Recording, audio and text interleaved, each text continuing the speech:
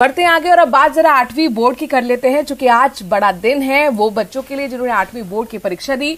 आज result out होने वाला है। 8वीं बोर्ड का परीक्षा का परिणाम आएगा और अपने दर्शकों को बता दें कि दोपहर 12 बजे ऑनलाइन जारी होगा परिणाम। करीब 13 लाख विद्यार्थी इस परीक्षा में बैठे थे, जिनके लिए आज महत्वपूर्ण दिन। शिक्षा मंत्री डॉक्टर बिली कल्ला खुद रिजल्ट को जारी करेंगे। तो 12 बजे बताया जा रहा है कि रिजल्ट 8वीं का आज जारी होने वाला है। 8वीं की बोर्ड परीक्षा और करीब 13 लाख विद्यार्थियों के लिए आज का दिन महत्वपूर्ण।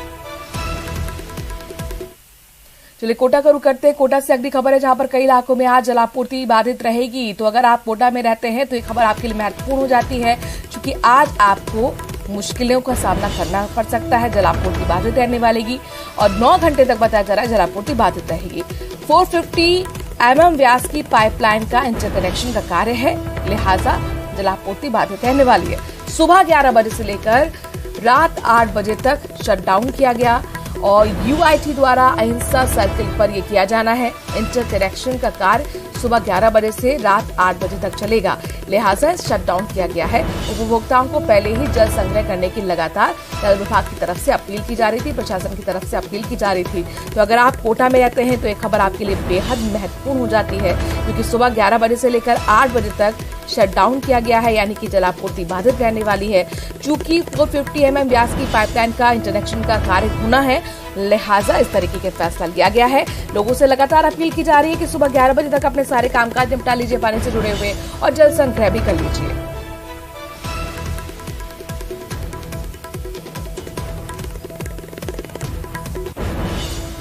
ओम प्रकाश हमारे संवाददाता इस खबर पर ज्यादा जानकारी के साथ जुड़ गए हैं। ओम प्रकाश, लगातार लोगों से अपील की जा रही है, लेकिन जाहिर तौर पर गर्मी का वक्त और पानी की जो आपूर्ति है वो बढ़ने के लिए यहाँ पर लोग सोचते हैं, लेकिन यहाँ पर शटडाउन। तो ये बताइए किस तरह यहाँ पर लोगों ने व्यवस्था की है, प्रशासन की क्या कोई वैकल्पिक व्यवस्था? देखिए, जलदाय विभाग ने पहले ही उपभोक्ताओं को जो है आवश्यक मात्रा में जल संग्रहण करने की अपील की थी। अपील का कितना असर पड़ता है ये देखने वाली बात होगी, लेकिन नए कोटा में पहले ही पानी की परेशानियां का सामना करना पड़ रहा है। लेकिन आज अब क्योंकि प्रातः 11 बजे से शटडाउन लिया जाएगा, तो शाम तक लोगों को पानी नहीं मिल पाएगा और कल सुबह जब पानी मिलेगा तो उनके नलों में जो कम दबाव से पानी मिलने के बाद फिर से उनकी परेशानियां बढ़ेगी। कल दोपहर बाद में सुचारू रूप से जो जलापूर्ति है वो सुचारू रूप से शुरू हो पाएगी। लेकिन इतना कहा जा सकता है कि जलदाय विभाग ने अपील जरूर की है। और नया कोटा में क्योंकि जो है शटडाउन लेने का जो मेन कारण है, श्रीनाथपुरम इलाका जो अहिंसा सर्कल के पास 450 mm की व्यास की जो पाइपलाइन है उनका इंटरकनेक्शन का कार्य किया जाना है। जलदाय विभाग के अधिकारियों का कहना है कि इस इंटरकनेक्शन का कार्य किए जाने के बाद जो है परेशानियां जो पहले से बन रही थी उपभोक्ताओं के लिए, पानी की उस परेशानियों में कमी आएगी और उपभोक्ताओं को उसका फायदा मिलेगा। और गर्मी के दिनों में जो पानी की परेशानियों का सामना करना पड़ रहा है उससे जरूर राहत मिलेगी। फिलहाल करीब आज का दिन काफी परेशानी वाला साबित हो सकता है कोटा वासियों के लिए। ओम प्रकाश, ये बताइए शटडाउन का फैसला पूरे कोटा के लिए लिया गया है या कोई खास इलाके हैं जहाँ पर शटडाउन रहेगा आज?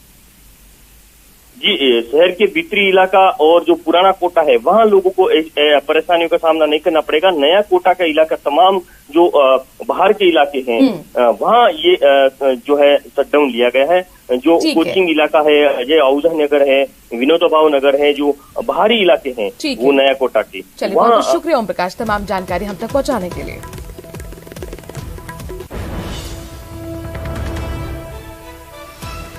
चलिए बात किसानों के धरने प्रदर्शन की कर देते हैं। श्री गंगानगर से बड़ी खबर यह है कि किसानों ने दूसरी रात भी धरना स्थल पर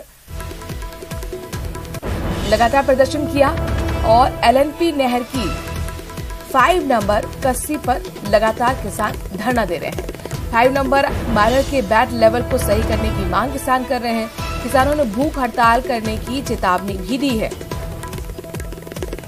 श्रीगंगानगर से बड़ी खबर यह है कि किसानों ने दूसरी रात भी धरना स्थल पर गुजारी। LNP नहर की 5 नंबर कस्सी पर किसान धरना दे रहे हैं। तस्वीर आपके सामने, रात भर के धरना चला। दरअसल मांग है 5 नंबर माइनर के बैट लेवल को सही करने की। लिहाजा अब किसानों का साफ तौर पर कहना है कि अगर हमारी मांग नहीं मानी जाती है तो हम भूख हड़ताल भी करेंगे। अशोक हमारे संवाददाता इस खबर पर ज्यादा जानकारी के साथ जुड़ गए। अशोक, 2 दिन हो चुके हैं, लगातार किसान प्रदर्शन कर रहे हैं, क्या अब तक प्रशासन से इस बारे में बातचीत हो पाई?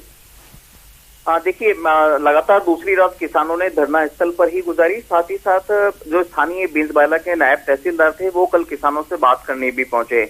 उन्होंने सिंचाई विभाग के अधिकारियों से भी बात कराई, लेकिन कहीं ना कहीं कोई समाधान निकलता हुआ नहीं दिखा और ग्रामीण भी और नायब तहसीलदार से जो बात हुई उससे कहीं भी संतुष्ट होते हुए भी नहीं दिखाई दिए। ग्रामीणों का कहना है कि ये अगले 2 दिन के अंदर स्थानीय प्रशासनिक अधिकारियों के द्वारा उनकी मांग पर कोई ठोस आश्वासन या ठोस कार्रवाई का भरोसा नहीं मिलता है तो वो जल्द ही अब भूख हड़ताल भी शुरू करेंगे। क्योंकि मामला काफी महीनों से लंबित है। पिछले साल भी जुलाई में इन्होंने धरना दिया था और उसके बाद प्रशासन के भरोसे पर कि जल्दी इन्होंने धरना उठा लिया था, लेकिन जब प्रशासन अपने वादे पर खरा नहीं उतरा तो एक बार फिर से दोबारा एलएनपी नहर के 5 नंबर के किसानों ने धरना दे दिया है। जी अशोक, कितने जो गांव के किसान हैं, लगभग कितने गांव यहाँ पर होंगे जो प्रभावित हो रहे हैं? ये जो पिछले आप बता रहे कि 1 साल से मांग को लेकर लगातार प्रशासन जो है टालम टोली कर रहा है, ये रवैया है, तो कितने यहाँ पर किसान प्रभावित हैं?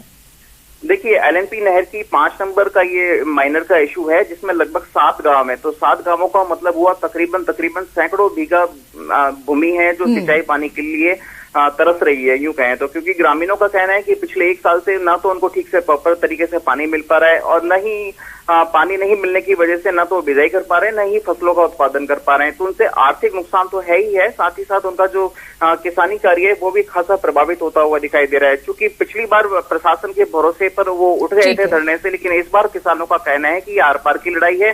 जब तक माइनर नंबर 5 के बेड लेवल को सही नहीं कर दिया जाता प्रशासन के द्वारा, यानी आश्वासन से कुछ नहीं चलने वाला। इस बार साफ तौर पर किसानों का कहना है कि जमीन पे काम होना चाहिए। शुक्रिया अशोक, तमाम जानकारी हम तक पहुंचाने के लिए। और राजसमंद में एसीबी की बड़ी कार्रवाई देखने को मिली है। आमेट नगर पालिका अधिशासी अधिकारी समेत 2 लोग गिरफ्तार किए गए हैं। 2 लाख की रिश्वत लेते हुए उन्हें रंगे हाथों गिरफ्तार किया गया है।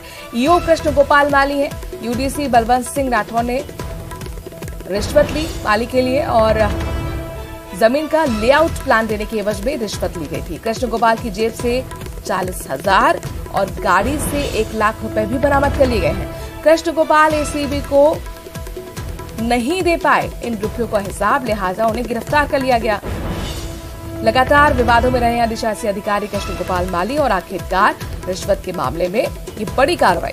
कृष्ण गोपाल के पास आमेर, देवगढ़ और भीलवाड़ा की गंगापुर नगर पालिका का चार्ज था और अब रिश्वत के मामले में बड़ा एक्शन उनके खिलाफ। जो आमेर के रहने वाले हैं, जिन्होंने कोई जमीन लेके भूमि रूपांतरण के लिए आवेदन किया था। भूमि रूपांतरण होने के पश्चात इनको पट्टे प्राप्त हो गए, लेकिन लेआउट प्लान इनको नहीं मिला था, जो कि पट्टे मिलने से पहले ही प्राप्त होना था। और उस लेआउट प्लान के देने के बदले ये साहब द्वारा बलवंत सिंह है जो यहाँ पर वरिष्ठ साहब, उसके माध्यम से रिश्वत राशि 2 लाख रुपए की मांग की जा रही थी, जिसका हमने कल सत्यापन करवाया। सत्यापन से पुष्टि होने के बाद में आज सत्यापन के अनुसार हमने जो राशि दी बलवंत सिंह को तो उसने ग्रांट कर दी। और इसके पश्चात हमने ईओ श्री कृष्ण गोपाल और जो एलडीसी है यहाँ पे, यूडीसी है यहाँ पे, बलवंत सिंह दोनों को गिरफ्तार कर दिया। वहीं इस बीच जयपुर से बड़ी खबर ये है कि सीआईडी सीबी के जयपुर के खोना गोरियान में बड़ी कार्रवाई देखने को मिली है। मेवात में साइबर ठगों को खाते उपलब्ध कराने वाले गिरफ्तार कर लिया गया है। आदित्य जागीर को पीएचक्यू की क्राइम ब्रांच ने पकड़ लिया है। हर महीने ये जो शख्स है 10 से 12 बैंक अकाउंट साइबर ठगों को उपलब्ध कराता था। कॉलेज स्टूडेंट्स को खास तौर पर रुपये देकर अकाउंट खुलवाता था। इसके एवज में करीब 3,000 रुपए देता था। अरविंद जागीर ठगों से एक अकाउंट को देने के लिए 10,000 रुपए वसूलता था। करीब 2 साल से लगातार साइबर ठगी गैंग के साथ ये ठगी कर रहा था और आखिरकार सीबीआई जो सीआईडी सीबी है उसकी पकड़ में ये शख्स आया है। आदित्य जागीर इसका नाम बताया जा रहा है। इसने एक बहुत बड़ी गैंग को पकड़ा था, जिसमें कि शुरू में हमें 38 डेबिट कार्ड मिले। उसमें अभी तक हम लोग 15 से ज़्यादा अपराधियों को अरेस्ट कर चुके हैं। 1.5 लाख से ज़्यादा के इनामी थे वो। और अभी और उसमें चैनल खुलता जा रहा है। बहुत सारे आई की चेन हमें मिली है, तो उन सभी को हम बंद करेंगे, किसी को नहीं छोड़ेंगे। ये बहुत ही स्पष्ट है। और हम लोग चाहेंगे कि इसमें चाहे 100, 50, 200, 500 लोगों को भी बंद करना पड़े, लेकिन इस ठगी के तरीकों को हम बंद करें।